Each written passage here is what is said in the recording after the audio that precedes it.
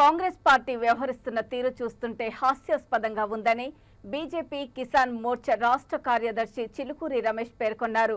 భద్రాద్రి కొత్తగూడెం జిల్లా జూలూరుపాడు మండల కేంద్రంలో విలేకరుల సమావేశంలో ఏర్పాటు చేశారు.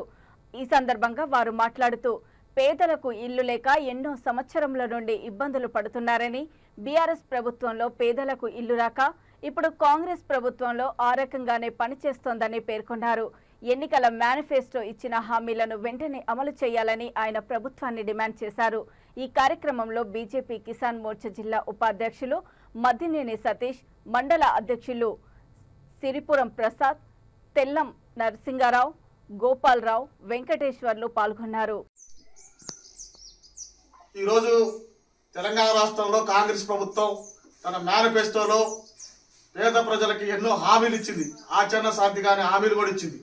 కానీ అవన్నీ అమలయ్యే దశలో ఈ రోజున అమలు చేయడం చేతగాక కొర్రీలు పెట్టి రకరకాలుగా ప్రయత్నాలు చేస్తుంది.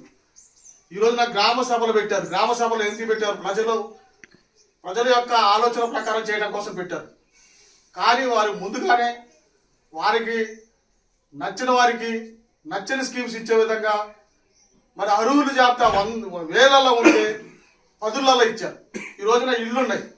మరి గత 10 సంవత్సరాల నుంచి కూడా ఇల్లు లేక, గత 20 సంవత్సరాల నుంచి కూడా ఇల్లు లేని ఉన్నారు. కనీసం టీఆర్ఎస్ ప్రభుత్వం, బీఆర్ఎస్ ప్రభుత్వాలను ఇల్లు వద్దని చూసిన వాళ్ళకి కనీసం 10 సంవత్సరాలు ఇల్లు రాలేదు.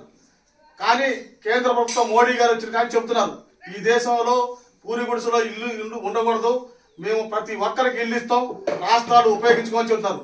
కేంద్రం ఇచ్చే వాటాతో పాటు రాష్ట్ర ప్రభుత్వం కొంత వాటా వేసుకొని ఇస్తే ఏ రోజో ఇల్లు అందరూ పూర్తయి. కానీ కేసీఆర్ పోయినట్టు గొప్పలకి రేవంత్ రెడ్డి కూడా గొప్పలో పోయి మీ 5 లక్షలు ఇస్తాం, 6 లక్షలు ఇస్తాం అని చెప్పి ఈ రోజున మరి అర్హులైన వాళ్ళందరికీ ఇల్లు ఇవ్వకుండా ఇబ్బంది పెడతారు. లక్షల సంఖ్యలో ఇల్లు కావాల్సి వస్తుంది. ఒక మండలం చూసుకుంటేనే దాదాపు వేలల్లో ఇల్లు ఉన్నాయి.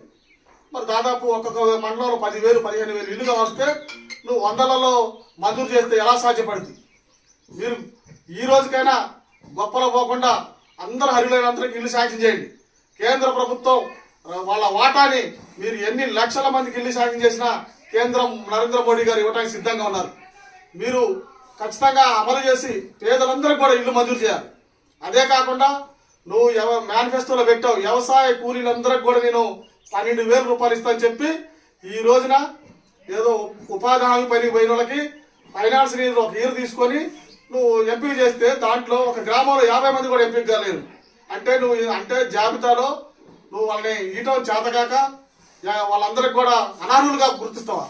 మరి వ్యవసాయ కూలీలందరికీ ఇస్తా అని చెప్పి ఈ రోజున గ్రామానికి 50 మంది, 60 మంది ఎంపిక చేస్తే వాళ్ళందరూ లబ్ధి పొందడానికి ఆస్కారం లేకుండా పోయింది. ఖచ్చితంగా వాళ్ళందరికీ కూడా వ్యవసాయ కూలీలందరూ కూడా 12,000 ఇవ్వాలి. రైతు భరోసా నువ్వు 15,000 ఇస్తా అన్నావు, కానీ మొన్న 12,000 అన్నావు. మరి ఆ 12,000 కూడా ఇప్పుడు ఇస్తున్నావు అంటే లేదు, ఇప్పుడు 6,000 ఇస్తారట. మరి రబీకి ఎగ్గొట్టావు. మరి నువ్వు చేసిన సర్వే ఏముంది? ఇక్కడ గ్రామాల్లో ఏదో చాలా రకాల భూములు ఉన్నాయి. ఆ భూములన్నింటి కూడా మేము గుట్టలు అన్ని సర్వే చేస్తున్నాం. ఇవాళ గ్రామాల్లో ఏ సర్వే చేసినా ఒక మండలంలో 20 ఎకరాల భూమి లేదు. దానికోసం ఖరీఫ్కి రైతు బంధు ఇవ్వకుండా నువ్వు ఎగ్గొట్టినావు. ఈ రోజున ఆ రోజున ఇస్తుంటే రైతులకు ఉపయోగపడేది. ఈ రోజున మరి అలాంటి స్కీముల్ని మీరు రైతులకు ఉపయోగపడకుండా చేశారు. మరి నిధులు సమకూరకపోతే అదన్నా, వాళ్ళకి సర్దుబాటు లేకపోతే అదన్నా ప్రజలకు క్షమాపణ చెప్పండి. మేము పథకాల ఆచరణ సాధ్యంగా పథకాలు పెట్టని చెప్పండి. మరి దళిత బంధువు పెట్టారు, గిరిజన బంధువు పెట్టారు, నిరుద్యోగులు 4,000 పెట్టారు.